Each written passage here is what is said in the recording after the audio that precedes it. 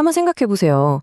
공장이나 작업장에서 저 거대한 기계들을 움직이는 진짜 힘은 어디서 나올까요?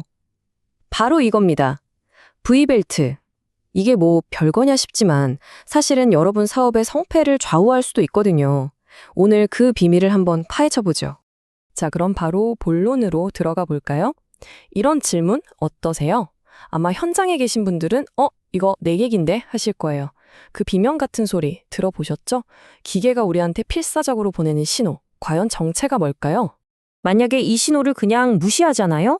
그럼 단순히 부품값만 나가는 게 아닙니다. 보이지 않는 곳에서 여러분의 이익을 야금야금 갉아먹고 있을 수 있다는 거죠. 네, 맞습니다. 그 문제의 핵심이 바로 미끄러짐, 영어로는 슬리피지라고 하는 현상이에요. 아니, 벨트가 좀 헛도는 게 뭐 그리 대수냐고요? 지금부터 한번 보시죠. 이거 보세요. 정말 놀랍지 않나요? 에너지 손실의 원인을 따져봤더니 와, 무려 70%가 이 미끄러짐 때문이라는 거예요. 물론 뭐 플레이가 좀 틀어지거나 벨트가 닳아서 생기는 문제도 있지만 에너지 효율을 갉아먹는 가장 큰 범위는 단연코 미끄러짐입니다. 자, 보세요. 98%랑 93%.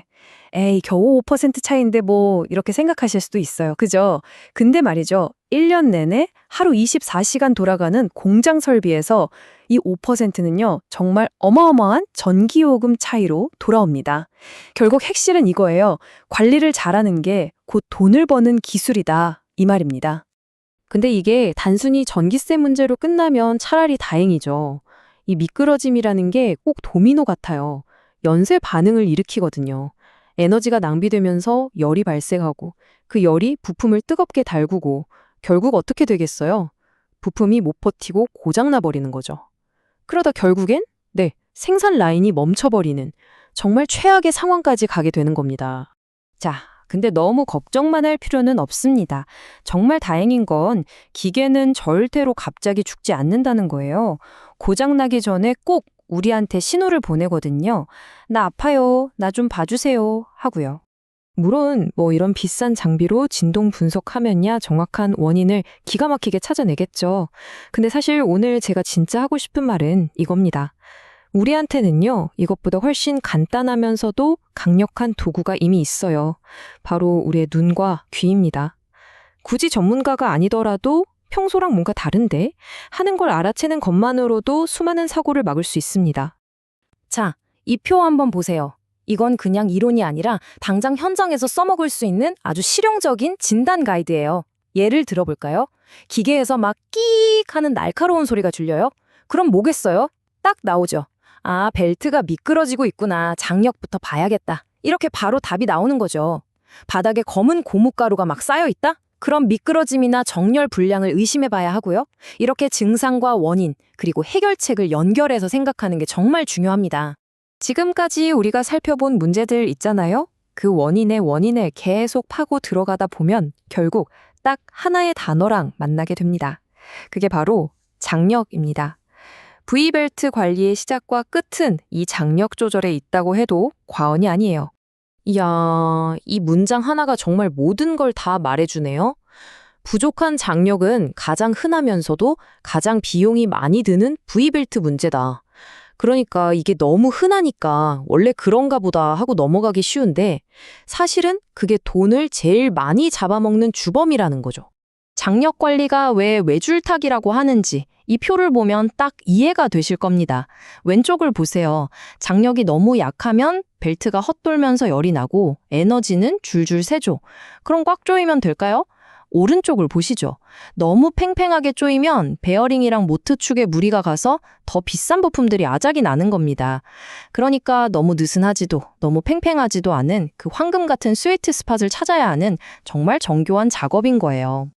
자, 장력이라는 큰 산을 넘었더니 그에 못지않게 중요한 또 다른 산이 기다리고 있네요.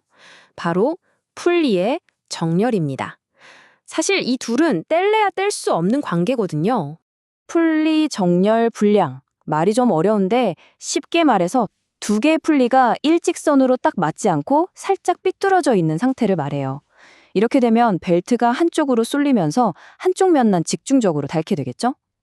이게 또 진동이랑 소음의 원인이 되는 겁니다. 그러니까 아무리 장력을 칼같이 맞춰놔도 애초에 풀리가 삐뚤어져 있으면 다 소용없게 되는 거죠. 아니, 그럼 이걸 어떻게 맞추냐고요? 이것도 생각보다 아주 간단한 방법이 있습니다. 여기 보세요. 그냥 긴 자 하나만 있으면 돼요. 자, 제일 중요한 거부터 1단계, 무조건 전원부터 차단하고 잠그세요. 안전이 최우선입니다. 그리고 자를 두 풀리에 걸쳐서 대보는 거예요. 그리고 3단계, 이게 핵심인데요. 자를 댔을 때 양쪽 풀리에 각각 두 군데씩 총 네 군데의 자가 빈틈없이 착 달라붙어야 합니다. 만약에 어디 한 군데라도 아주 살짝이라도 틈이 보인다? 그럼 그게 바로 정렬을 틀어졌다는 신호예요. 조정이 필요하다는 거죠. 정말 간단하죠? 자, 지금까지는 약간 소 잃고 외양간 고치는 느낌이었죠. 문제가 터졌을 때 어떻게 해결하냐에 대한 이야기였으니까요.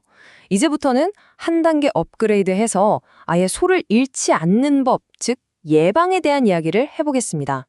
예방의 첫걸음은요, 의외로 간단해요. 바로 제대로 된 부품을 고르는 겁니다. 보세요. 그냥 쓰던 일반 V벨트를 이 안쪽에 톱니가 있는 코그벨트로 바꾸기만 해도 효율이 평균 2%나 올라가요. 아예 미끄러짐이 없는 동기식 벨트를 쓰면 5%까지 효율을 높일 수 있고요. 이게 별거 아닌 것 같아도 1년, 2년 쌓이면 수백, 수천만 원의 에너지 비용을 아낄 수 있는 엄청난 차이를 만들어냅니다. 자, 그래서 오늘 이야기의 최종 요약본, 여러분, 현장을 위한 실천 체크리스트입니다. 이것만 기억하셔도 돼요. 어렵지 않아요. 그냥 주기적으로 눈으로 한번 쓱 훑어보고 벨트랑 풀리에 기름때 같은 거 있으면 좀 닦아주고 가끔 장력 한번 체크해주고 특히 벨트 새로 갈았을 땐 정렬 꼭 확인하고 그리고 제일 중요한 건 이 모든 걸 기록으로 남기는 습관입니다.